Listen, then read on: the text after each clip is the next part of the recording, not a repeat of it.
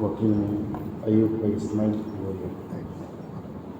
गवाह सुहेल का यूसुफ शेख और उसे गवाह सरफराज मुस्तरीद कर मैं इजाज़त दे इजाज़त क्या इजाज़त करो इंतज़ार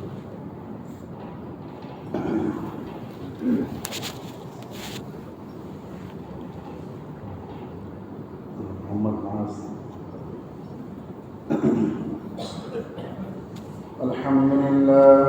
अल्हम्दुलिल्लाह नहमदुहु व नस्तईनुहु व नस्तगफिरुह व नु'मिनु बिही व नतवक्कलु अलैहि व नऊज़ु बिल्लाहि मिन शुरूरि अनफुसिना व मिन सय्यिआति अअमालिना मन यहदिहिल्लाहु फला मुडिल्ल लहु व मन युद्लिल्हु फला हादिय लहु ونشهد أن لا إله إلا الله وحده لا شريك له ونشهد أن سيدنا ومولانا محمدا عبده ورسوله صلى الله عليه وعلى آله وأصحابه وأزواجه وأتباعه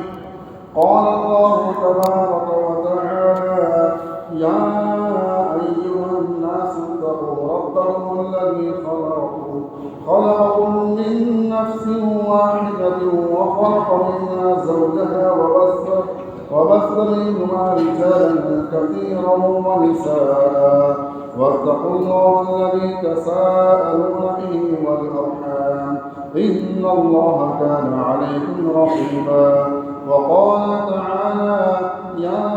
أيها الذين آمنوا اتقوا الله حق تقاته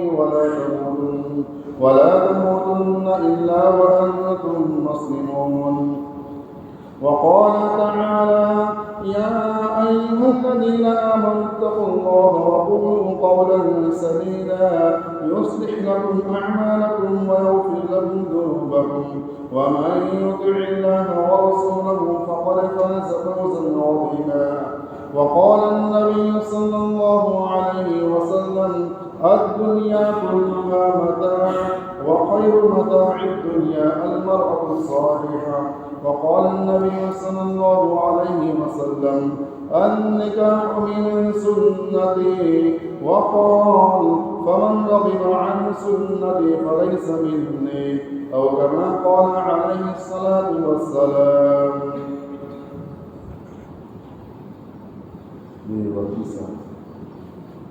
अयूब का इस्माइल साहब लोहिया आपने अपने दो गवाह सोहेल यूसुफ शेख सरफराज अब्दुल सलीम कड़ीवाला इन दो गवाहों की गवाही से अपनी मुअक्किला आयशा अब्दुल हमीद कड़ीवाला की ज़ात को महर 51,000 कैश के एवज़ आपने आयशा की ज़ात को मोहम्मद नआज बेरिन के निकाह और अक़द के अंदर आपने भी वला कर दिया। आप सुनिए मासा वकील अयूब साहब ने अपने दो गवाहों की गवाही से हाज़रीन मजलिस के रूबरू अपनी मुअक्किला आयशा अब्दुल हमीद कड़ीवाला की ज़ात को 51,000 कैश के एवज़ में बीवी और ज़ौजा बनाकर आपके निकाह के दिया। आपने कबूल किया?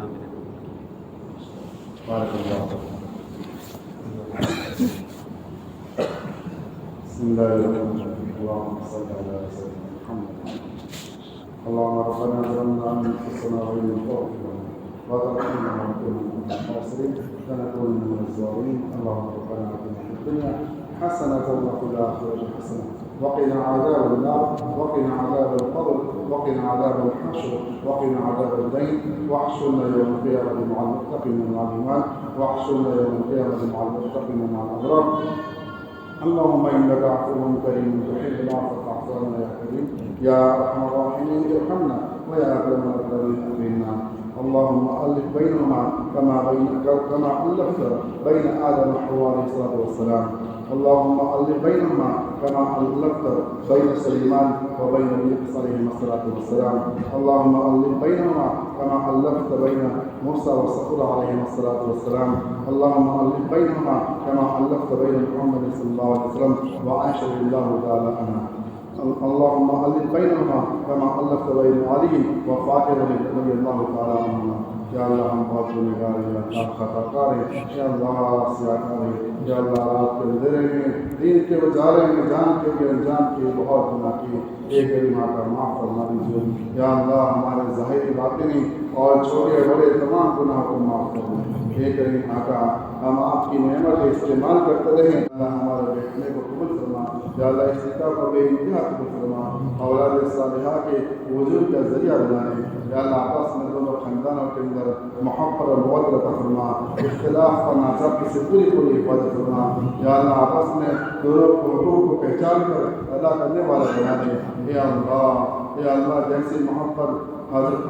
آپ صلی اللہ علیہ وسلم اور حضرت عائشہ رضی اللہ عنہا کے درمیان کی ایسی محبت عطا فرما، ایسی محبت قابل عطا فرما،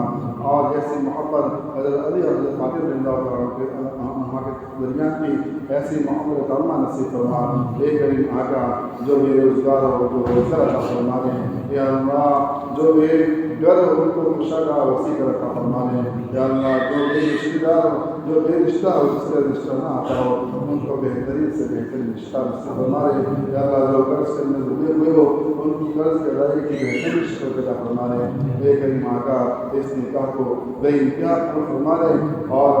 ہمارے تمام گناہوں کو معاف فرما دیں۔ جزا اللہ عنا محمد صلی اللہ علیہ وسلم سبحان ربک رب العزة عما یصفون وسلام علی المرسلین والحمد للہ رب العالمین برحمتک یا